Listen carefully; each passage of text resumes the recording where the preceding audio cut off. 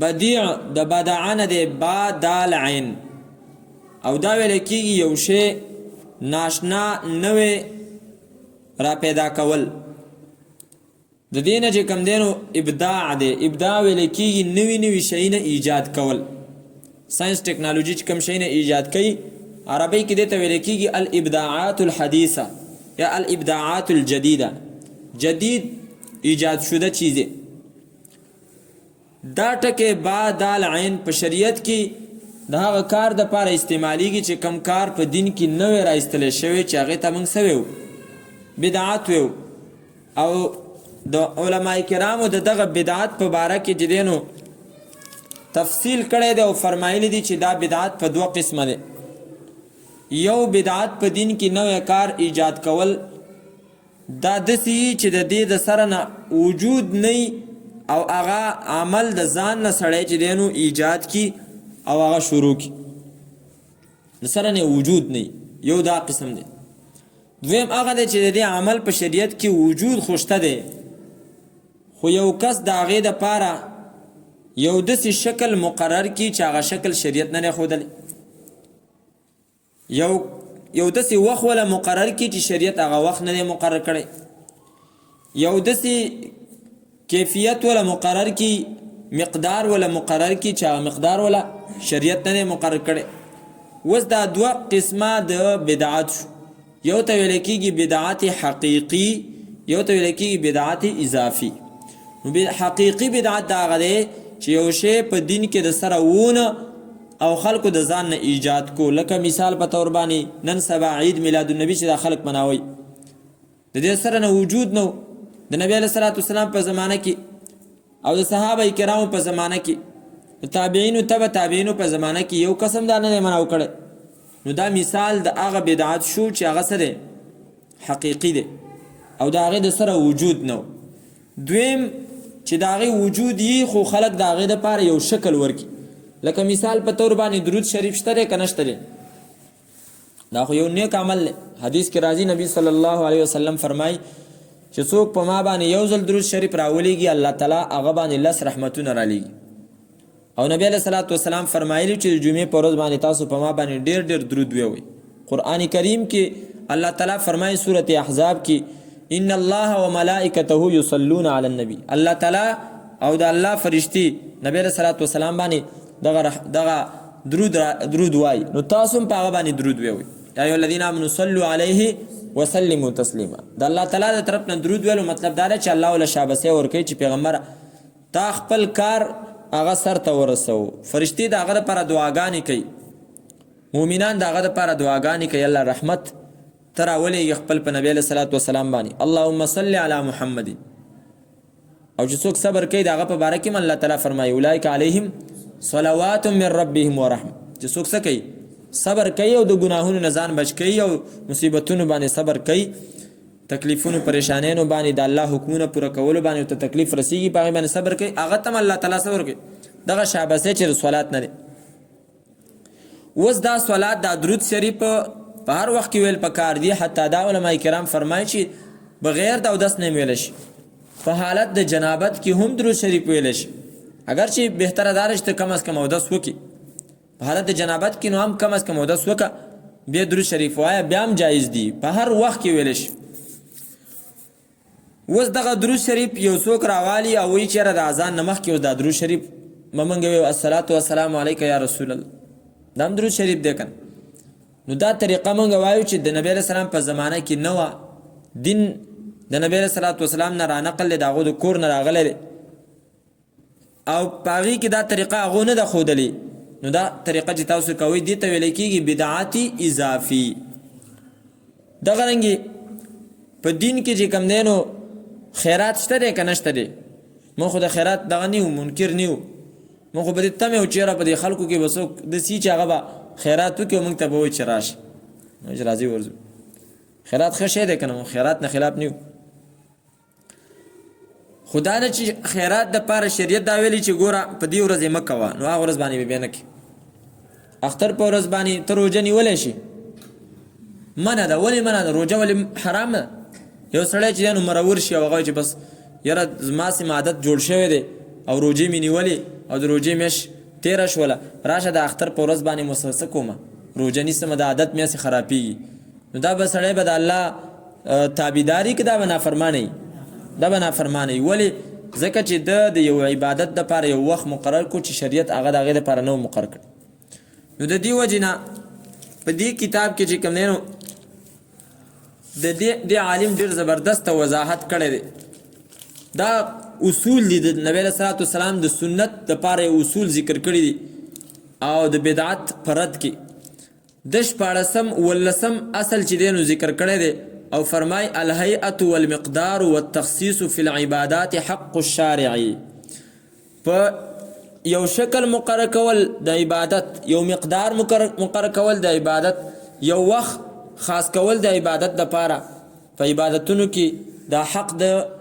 د چا دی د شارع دی یعنی د الله تعالی حق دی او نبی علیه صلات وسلام حق دی او بیا په دې کې چې دی نو ډېر عجیبه عجیبه خبرې ذکر کوي وی فالتحدید للامور الشرعیه کما د شرعي امور دپاره مقدار مقرر کول والهیئات او د هغې دپاره طریقه مقرر کول او وکذلک تخصیص الاوقات لها عینا او د هغې دپاره چې وخت مقرر کول كلها حق الشارع دا د شریعت چې دی نو حق دی دغه رنګې بیا وایي چې د دې دپاره لکه مقدار د رکعاتو شو دا الله تعالی مقرر کړی دی دې کې د بل چا اختیار نشته دی بهرحال د په دې باندې چې دی نو بیا ډېرې خبرې کړي دي او دا یې فرمایلي چې یو شریعت د یو کار دپاره چې کوم دی نو یو ځای مقرر کړی دی او تا هغه ځای پرېږدي او هغه کار په بل ځای کې کې لکه مثال په طور د طواف دپاره ځای کم دی طواف به چېرته کې کعبه ده که نه حرم شریف اوس خلک ځي او د طوافونو ګیر چاپېره د قبرونو ګیر چاپېره طواف کوي یا لکه شیعګان چې کوم دی نو هغه په ایران کې د ځان دپاره مزار جوړ کړی او هغې نه تاویږي یا په بل ځای کې چې دی نو دغه رنګې دا طواف کوي نو دا بدعت دی ولې طواف خو عبادت دی خو ځای دی خطا کو څه دی کو ځای دی خطا کو دغه رنګې الفاظ شریعت مقرر کړي دي او تا هغه الفاظ د هغه ځای نه وړي بل ځای کې هغه الفاظ استعمالې لکه مثال په طور باندې د اذان الفاظ دي د اقامت الفاظ دي دغه رنګې فاتحه ده په مانځه کې نو د دې خپل ټیم دی که نه ته اوس اذان وړي او د جنازې لپاره اذان کې ته په جنازه کې اقامت کې ته چې دی نو د اختر د مانځه لپاره اذان کې وایي دا جایز دي نه ځکه چې شریعت د هغې دپاره دا الفاظ نه مقرر کړي په رکوع کې شریعت دا مقرر کړي ته سبحان ربی العظیم ویوه او په سجده کې مقرر کړي سبحان ربی الاعلی ویوه او ته په رکوع کې استغفر الله وی او ته چې نو په سجده کې مثال په طور باندې څه وی سمع الله لمن حمده وی نو شریعت کې به تا ته نافرمانه ویلی کېږي ځکه چې تا کم عبادت کم الفاظ مقرر شوي هغه تا د هغه ځای نه ویوړه بل ځای ته دغه رنګې شریعت د ځینې عبادتونو دپاره دا خبره مقرر کړې ده چې دا به تاسو په زوره ویوړ لکه مثال په طور د اختر په ورځ باندې غټ اختر کې موږ څه کوو تکبیرات ویو که نه او په زوره باندې ویو په نور کال کې بیا موږ نه ویو په زوره باندې ولې ځکه چې شریعت دغه مقرر کړي دغه رنګې تلبیه حاجي چې تلبیه وایي لبیک اللهم لبیک نو دغه چې نو ته راشي دلته ویلی شي دلته نه شي ویلی او دا شریعت مقرر کړي چې ته به په زوره باندې وی کلما علا شرفا او هبت وادیا قدورۍ کې تاسو ویلي چې کله اوچت ځای باندې ور وخیږي لبیک به وایي کله ښکته کوزیږي یو ځای ته نو هلته به چې نو دا تلبیه به وایي او کلما التقى الرکبان د قافلې والو سره چې دی نو یو ځای کېږي نو هلته به دا وایي اوس دا شریعت په بل ځای کې نه دي مقرر کړي دغه رنګې ځینې عبادتونه شریعت په جمع باندې مقرر کړي دي لکه مثال په طور باندې د جمعې مونځ شو دا به ته په جمع باندې کې دغه رنګې د اختر مونځ شو دا به په جمع باندې کې او شریعت یو کار دپاره هغې آزاد پرېښی دی نفل مونځ دی چې ځان له کوه اوس ته د دې دپاره خلک راجمع کې او په هغو باندې چې دی نو دا عبادت کې نو شریعت کې به تا ته مبتدع ویلی کېدی شي او ځکه به ته ویلی کېدی شي چې تا د شریعت د یو کار دپاره چې دی نو د ځان نه طریقه مقرر دغه اصول السنه دا کتاب دی قاموس الفقه او دا د دیوبند نه فارغ یو عالم دی وسم ژوندی دی الله دې ژوندی لري ډېر غټ خدمت یې کړی دی مولانا خالد سیف الله رحمانی صاحب او دا چې دی نو با دال عین، با دال عین د دې لفظ څه معنا ده؟ د با دال عین. نو د دې وضاحت یې کړی دی، با دال عین بدعت. نو په دې کې بیا دا خبره ذکر کوي چې دا د بدعت علامات څه دي. نور خاصم بدعت موږ پیژندلی د الحمدلله بیانونو کې، خو د بدعت علامات څه دي څنګه به موږ پیژنو؟ نو هغه وایي چې انفرادي عبادت اجتماعي طور پر کی جائے. یو دا د بدعت څه دی؟ یو علامه او نښه ده. یو عمل چې دی نو هغه انفرادي دی او تی په جمع باندې وکړي، نو دا چې دی نو دا عمل بدعت کیږي. او بیا دې کې مثالونه ذکر کړي دي، په آخره کې بیا وایي اسی طرح نفل نمازوں کے بعد دعا انفرادی عمل ہے، ان کو اجتماعی طور پر کیا جانے لگے تو یہ عمل بدعت قرار دیا جائے گا. د نفل منظور نه پس دعا سره هغه ځان له عمل نه، ځان له نفل دی وکړه، سنت دی وکړه، ځان له دعا کوه. اوس که چېرته ته دې دپاره خلک را جمع کې، لکه اوسه پورې دا خبره وه چې سنت به وکړل نو بیا به خلک را جمع شو او سنتو نه پس به بیا په زوره باندې څه کوله؟ په یو ځای باندې دعا کوله. نو دا هم بدعت. دغه رنګې اذکار دویم علامت، اذکار سری کو جهرن پڑھنا، په پټه ذکرونه دي او هغه ته چې نو په زوره باندې وي نو دا هم بدعت جوړیږي. او په دې باندې به لیکلي وي جو چیز سنت سے خفا کے ساتھ ثابت ہے، چې کوم شی په سنت د سنت نه په پټه ثابت دی. خیر القرون میں لوگوں نے اس کو آہستگی سے کہا ہو، هغه بهترینو دریو زمانو کې چې نبی علیہ السلام دغه دپاره د بهترینو زمانو گواهی ورکړې وه چې دا زمانه بهتره ده، دا بهتره ده، دا بهتره ده. په هغه زمانو کې هغه بدعت، هغه عمل هغه څنګه شوی دی؟ په پټه باندې شوی دی. اس کو زور سے پڑھنا بدعت ہے، هغه په زور ویل څه دي؟ بدعت دي. مثلا اذکار آہستہ پڑھنے کی چیز ہے، ذکر دا په قلاره ویل دي. رسول اللہ صلی اللہ علیہ وسلم اور صحابہ کرام سے اسی طرح منقول ہے. دغه رنګ را نقل لی عبداللہ ابن مسعود نے کچھ لوگوں کو زور زور سے کلمہ طیبہ اور درود پڑھ رہے تھے مسجد سے نکلوا دیا. اسی لیے فقہا نے لکھا ہے کہ زور زور سے ذکر کرنا حرام ہے. رفع صوت بالذکر حرام، په زور باندې ذکر کول دا حرام دي. دریم علامت، یو عبادت د پاره شریعت وخت نه مقرر کړي، ته له وخت مقرر کړي، دا وی وقت کا تعین. او بیا په دې باندې چې کم دینو دا خبره ذکر کړي وي، ایک زمانے میں لوگ یوم عرفہ کی شب میں مسجد میں جمع ہو کر اجتماعی طور پر دعا کرتے تھے. دا عرفې په شپه باندې به جوماتونو ته خلک راتلل، عرفې شپه خو پیژنې که نه، سبا له چې اختري، نو دغه شپه او دعا به کوله په جمع باندې تاکہ اهل عرفہ کی مشابہت ہو سکے. علماء نے اس کو بدعت قرار دیا، دا بدعت. اسی طرح حضور صلی اللہ علیہ وسلم کی یوم پیدائش کے موقع سے خصوصیت سے خوشیاں منانا، اسے عید قرار دینا شاطبی کے بقول بدعت ہے. امام شاطبی لوی امام دی، هغه فرمای چې په دې باندې خوشحالي کول دا هم چې نو څه دی؟ بدعت دی. ځکه دا وخت شریعت د خوشحالۍ د نبی علیه صلات وسلام په پیدایش باندې خوشحالۍ دپاره نه دی مقرر کړی. موږ دا نه یو چې ته مو خوشحالېږه، موږ ټول عمر خوشحاله وو، موږ وله ورځ نه مقرر کوو چې بس په بار ربیع الاول باندې خوشحاله شه او بیا نور چې دی نو ته صحیح نبی علیه صلات وسلام هیر کا، می چې دی نو د سنتو خیال ساته، مه د هغه راوړي شریعت خیال ساته، او نه در هغه د راوړي کتاب قرآن کریم خیال ساته. دغه خبره نه. دغه رنګې څلورم خاص هیئت و کیفیت کی تعین دی. یو عمل دپاره خاص طریقه مقرر کول دا هم چې دی نو بدعت چې کله هغه په شریعت کې هغه طریقه نه. او دغه مثال ذکر کړی کوم چې مخکې موږ وویلو چې د درود شریف دپاره خاص طریقه مقرر کول. پنځم اضافه و کمی کا ایهام، یو عمل داسې دی چې تا هغه کې نو او دومره لازمي وګڼي چې د هغې نه دا معلومیږي چې دا ته په دین کې زیاتوالی کې، یا داسې یو کار چې هغه ته کې نو هغې کې دا پته لګي چې ته په دین کې کمی کې، نو د دې د وجې نه هم چې دی نو دغه کار به ستا څه جوړېږي؟ بدعت به حسابېږي. لکه مثال په طور باندې نبی صلی الله علیه وسلم د شعبان چې دا کومه میاشت روانه ده او دا کومې ورځې دي، په دې کې نبی علیه السلام فرمایلي چې روژې ته نږدې 29 او 30 شعبان روژه تاسو مه نیسئ. ولې مه نیسئ؟ نبی علیه السلام وفرمایل اسې نه چې خلک د دې د وجې نه دا ګمان وکړي چې دا خلک نیول شروع کړي، نو بیا به خلکو په ذهن کې به دا وهم راشي چې لکه دا په رمضان مبارک کې اضافه کوي، روژې پکې څه کړلې؟ سیوا کړلې، نو د دې نه دا وهم راځي. نبی علیه السلام د دې نه منع کړ.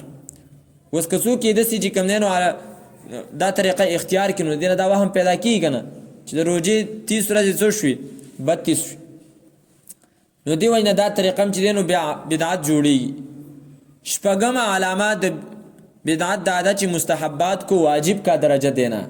یو عمل شریعت مستحب کړی دی که ودې کړو ثواب دی ته که ودې نه کړو ګناه د باندې نشته دی. ته دا مستحب عمل دومره لازمي کړي چې ته د واجبو درجې ته ورسې نو په دې باندې چې دی نو دغه عمل ستاسې کېږي د بدعت درجې ته رسیږي. او په دې باندې مثالونه چې دی نو هغه ورکړي دي. یو مثال دا ده چې امام مالک کے زمانے میں بعض لوگ ایک ہی رکعت میں سورہ اخلاص کو بار بار پڑھتے تھے. صحیح نا سورہ اخلاص پہ یو رکعت کے بار بار ویلو. امام صاحب سے اس کے بارے میں دریافت کیا تو اس پر ناپسندیدگی کا اظہار کیا اور فرمایا کہ یہ لوگوں کی من گڑت بدعت ہے. هذا من محدثات الامور التي احدثوها. دا بدعت ده چې د خلکو د ځان نه چې دی نو سره مقرر کړی دی. اوس یو بله خبره چې دی عالم چې دی نو موږ لیدلی هم نه دا د انډیا دی ښه او د عمل بدعت درجې ته رسولی دی او دا وایي چېرې دا بدعت دی او خلک د دې د وجې نه په موږ باندې چې دی نو فتوا لګوي چې تاسو دا زیاتی کوئ او تاسو دعا نه منئ. حالانکې د په خپله باندې دا د دیوبند نه فارغ عالم دی او د په خپله باندې دې ته چې نو بدعت ویلی دی خو په دیو باندې فتوا نه لگی او په موږ فتوا لگی یاره تاسو دعا نه منئ. څنګه نه منئ؟ دا څه وایي ہمارے زمانے میں فرض نمازوں کے بعد دعا کے سلسلے میں بعض مساجد میں بڑی شدت برتی جاتی ہے اور لوگ اسے جزء نماز تصور کر لیتے. خلق کوئی چې لکه دا د مانځه سره حصہ ده چې په جمع به د امام سره چې نو دعا کې کنی نو بیا وی دا چې دعا نه مني. اگر کہیں یہ صورت پیدا ہو جائے تو یہ عمل بھی بدعت ہو جائے گا. د دغه وجه نه خو مونږ کله کله چرته په جمع باندې دعا وکړو هلکه پلان کې وفات شوی دعا وکړئ پلان کې د دعا درخواست کړی دعا وکړئ. نور مونږ دا کوو چې یاره هسې نه زمونږ د عمل د بدعت درجې ته ونه رسیږي. مونږ په دې کې دعا به څوک نه مني. الحمدلله مونږ ځان له دعاګانې غواړو او په هر مانځه کې غواړو او هره ورځ هم ځان له چې نو د دعا څه ناستوي چې یاره نن به دا دعا غواړو نن به دا غواړو. خو دا خو نه ده چې خلک چې نو صرف عادت که په یو څو ټکو باندې او هغه ټکي بیا ویوه د کلینډر او د ډریور قصه ده چې کلینډر وایي چې هلکه بریک شه استاذ نو استاد چې نو بریک شي نو بیا آواز وکړي ځه نو بیا روان شي. نو اوس خلکو چې دی نو دغه دا د کلینډرۍ د ډریورۍ قصه شروع کړې ده. څنګه امام صاحب وایي اللهم صل علی محمد بیا به غلی ځان له چې خپل سوچونه کوي بیا آمین اجمعین آمین. نو دا طریقه چې دی نو دا خو د دعا طریقه هم نه ده. بله د دعا طریقو کې چې دی نو دا طریقه خو نه ده چې ته اوله کې اللهم صل وي او بیا په آخره کې چې دی نو صرف دغه آمین وي او ځینې پکې اول سر کې وایي آمین آمین الحمدلله رب العالمین. آمین خو معنا دا ده چې الله زما دعا قبوله کړي زما دا دعا قبوله کړي چې موږ کومه وویله موږ سورت فاتحه په آخره کې ویلې که نه چې آمین معنا ده استجب دعایي الله زما دعا څه کړي قبوله کړي. نو خلک یې څه وایي په آخره کې نه وایي په اول کې وایي. نو دا فرمایي چې دا مسئله که دې انداز ته ورسیږي چې خلک ورته د مانځه حصه وایي او چې کوم امام یې ونه کړي نو هغه باندې دا فتوا لګي چې ته دعا نه مني او خلک دا ګمان کوي لکه چې زمونږ مونځ هغه ناقص شو دا دعا ونه شوله زمونږ مونځ ناقص شو نو دا بیا بدعت. خو د افسوس خبره دا ده چې کوم ذکر اذکار د نبی صلی الله علیه وسلم نه په صحیح احادیث سره ثابت دی اوس خلک هغه پریدي او دې دعا له دومره اهمیت ورکړی دی چې کله امام صاحب لاسونه چوت کی او هغه دعا کوي نو دی ورسره لاسونه نیولي دي بس صرف آمین آمین وي او داسې هم نه ده چې امام د دیو د خوښې دعا کوي. امام خپل الفاظ یاد کړي بس هغه وایي او په آخره کې په مخ باندې لاس راکاږي او بیا د ذکر اذکار خیال نشته ټول پاسي. نو د الله بنده د دې دعا نه خو زیات تاکید په احادیثو کې په دغه ذکر اذکار باندې راغلی دی. ټیک د دعا ځان له فضیلت د دعا ځان له خامخا غوښتل پکار دي خو داسې خو مه کوه چې تا دا دعا وکړله چې دا کم امام صاحب وایي او بیا چې دی نو ته د دې نه پس ته وایي چې به زه خو وزګار شوم ذکر اذکار ټولو ته پرېږدي نه ته خپل ځان له ذکر اذکار وکړه. د چا به جلتی د چا به چې کوم دی نو اوږده دعا د چا په ذهن کې یو شانتی د چا په ذهن کې بل شانتی. اوس امام صاحب ته خدا نه ده معلومه چې ایاز په ذهن کې دا دعا ده چې الله ته رشته کوم یا الله مال د رشتې بندوبست اوس ما ته څه پته او دا چې دینو په ما باندې راته پیچې راته بلاله غواړم زه به تعالی څه شي غواړم زه خو به دا غواړم چې الله زمونږ مشرانو بخي کشرانو بخي او په خپل ماسه مواده کړی دی ته قلاري ګرځي ستاره پر یو ډول کوم نه نو ګوره د الله او د دعا په منځ کې چې دینو ځان لا واسطه ما جوړوا امام دی واسطه کړی دی چې بس هغه به دعا غواړي نو به الله ز غواړم کاغه نه غواړي نو بیا چې کوم دینو زه نه غواړم نه ډاری کې ته غواړه او دعوني استجب لكم ستا ځان لجنو ته په داس ستا په ځل کې داسې دردي چې هغه د امام سره په ځل کې نه نو ته په خپل درد باندې غواړه کنه چې الله تعالی ستا په درد باندې درکې او څومره چې دعا کې سړی ځان الله تعالی ته شکل د جړه جوړ کې لکه حدیث کې چې راځي تباکو جاړی که جړه نه درځي نو تباکو ځان د جړه شکل اختیار نو بیا بستا دعا چې نو زر قبول شي شپږ علامتونه شو وم علامت موقع او محل کې عدم رعایت چې کوم موقع او کوم محل شریعت مقرر کړی دی ته د هغې خیال نه ساتي نو بیا چې دی نو هغه بدعت ته رسیږي لکه مثال په طور باندې ہمارے زمانے میں دفن کے وقت آذان کا رواج اسی زمرہ میں دا خو زمونږ دا چې کومه دغه ده دیره ده بډانې والا په دې کې خو خیر دا شی نه کېږي خو چې دا کم د بریلیانو دغه دي نو هلته هغې اذان هم کوي مړي ته څه کوي اذان ورته کوي چې خښېږي بیا ورته اذان کوي نو اوس دا وایي چې اذان دا د مانځه دپاره دی دا په جومات کې دی دیرې کې چا اذان ویلی نو دا بدعت او اتم چې یو شی بدعت جوړیږي نو د هغې علامه دا ده چې د غیر مسلمو سره تشبه چې په هغه کار کې د کافرو سره مشابهت راشي نو د هغې د وجې نه هغه کار چې دی نو هغه بدعت جوړیږي لکه مثال په طور وی آج بھی بعض خانقاہوں میں سبز اور بعض میں زرد لباسوں کا رواج ہے علماء نے اس کو بھی بدعت شمار کیا ہے ځنې خانقاهګانې داسې دي چې په هغې کې بس یو لباس چې دی نو هغه لازمي دی هغه لباس به ته اغوندې او که هغه لباس نه وانه غوستو نو بیا دې نه پرېږدي هلته نو وایي دا داسې دی چې او دا عبادت ګڼي نو دې کې مشابهت راځي د یهودو سره د هندوانو سره چې هغوی ځان له خپلو عبادتخانو کې یو شانته چې دی نو څه کوي هغه لباس اغوندي نو دغه رنګې ځینې د مسلمانانو په دې خانقاهګانو کې هم داسې نو وایي دا هم چې دی نو څه دي دا بدعت جوړېږي دا قاموس الفقه کې علامات د بدعت دی 298 صفحې نه والا 301 صفحې پورې ځان دپاره به دا کتلی شي بهرحال بدیع السماوات والارض بمثل پیدا کوونکی دی الله تعالی د اسمانونو او د ځمکې او کله چې فیصله وکړي د یو کار فانما یقول له پس یقینا وایي هغې ته کن شا فیکون هغه موجود شي وقال الذین لا یعلمون لولا یکلمنا الله او